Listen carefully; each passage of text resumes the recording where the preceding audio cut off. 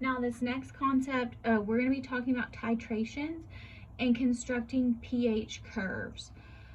You've probably done this in a lab before, if you did lab in high school or even in an introductory class. But we're going to talk about these in a lot more detail.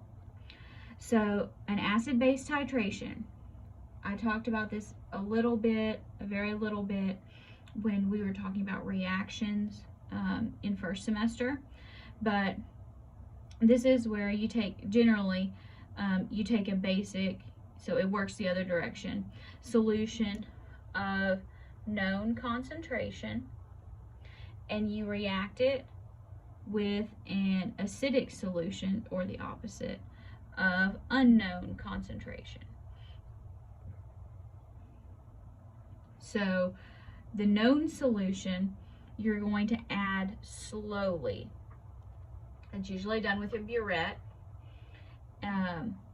And the pH of the solution is going to be monitored with either a pH meter, which most of you probably haven't used before, or an indicator.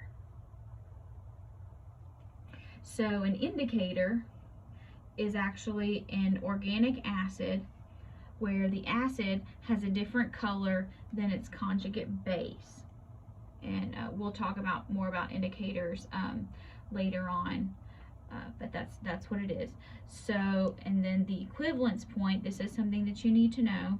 That is where your moles of your acid equal the moles of the base.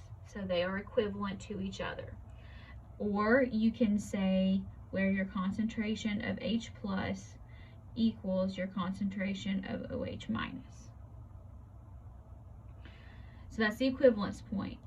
What we see often in the lab is the end point of the titration, which is the end of the titration.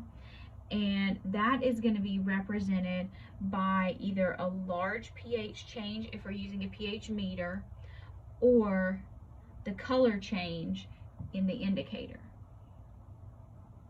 So if you're using a pH meter, you can construct what's called a pH curve.